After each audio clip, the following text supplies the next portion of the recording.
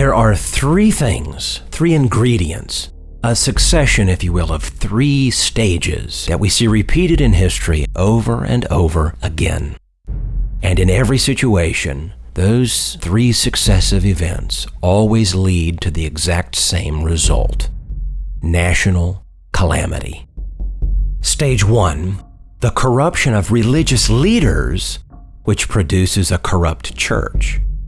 Stage 2, the corrupt church expands its influence by numbers, and it expands numbers by false conversions, and the false converts naturally produce tyrannical government. Stage 3, which is the final stage, the corrupt church works in harmony with the corrupt civil government to ultimately remove Christ and his influence from society.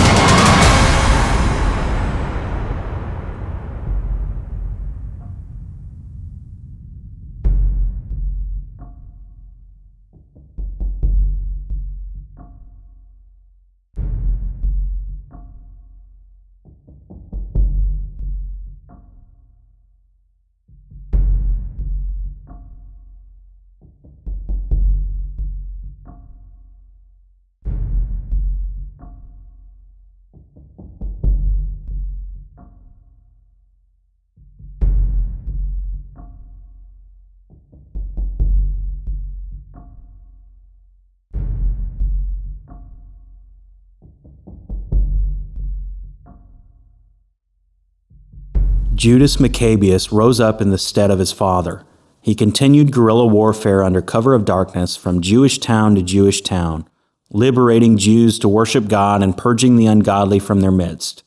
His numbers grew and his boldness for God was contagious.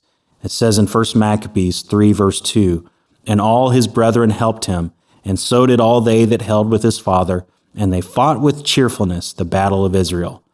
It says again in 2 Maccabees 8 verse 5, "Now when Maccabeus had his company about him, he could not be withstood by the heathen, for the wrath of the Lord was turned into mercy." Apollonius, the Syrian governor of Samaria, comes against Judas with an army that included Samaritans, Hellenized Jews, and other fair-weather friends turned traitors. Judas defeats them, kills Apollonius, and keeps his sword. Siron, another mercenary band leader fighting for Syria, comes against Judas. A large host of ungodly men versus a proportionally small company of half-starved faithful. Siron is defeated, 800 of his men killed, and the rest flee for their lives. Antiochus Epiphanes is enraged. Tired of losing skirmishes, he appoints his trusted war captain Lysias to deal with the uprising. Lysias sends a massive army of 40,000 infantry, 7,000 cavalry, a bunch of war elephants, some of his top generals, Gorgias and Nicanor, and a large band of 1,000 slave traders who intend to purchase Jewish captives of war. Judas' army, in contrast, is 3,000. Gorgias, with a handful of apostate Jews acting as guides, attempts a night assault on Judas' camp with 5,000 footmen and 1,000 cavalry. Judas, perceiving their strategy, leaves them to discover an empty camp and attacks their main host at daybreak, while Gorgias' army searches the mountains, presuming to find a bunch of frightened hiding Jews. Judas' band of 3,000, who lack proper armor or weaponry, berserk attack the well-fortified, well-armed, but ill-prepared main host, who's thrown into confusion and terror. They abandon the camp and flee for their lives, with Judas' merry band of berserkers chasing them as they run, slaying 3,000. Judas instructs his men to await the return of Gorgias before seizing the spoils, so they would be ready to fight him at his return. Gorgias' men return from their fruitless night to find their camp burning and Judas' army waiting for them. Without a fight, they flee themselves. Judas' men plunder the camp, including recovering a large amount of money intended for purchasing them as war slaves. The following year, Lysias attempts to succeed where his appointed predecessors failed. He comes against Judas with an army of 60,000 infantry and 5,000 cavalry.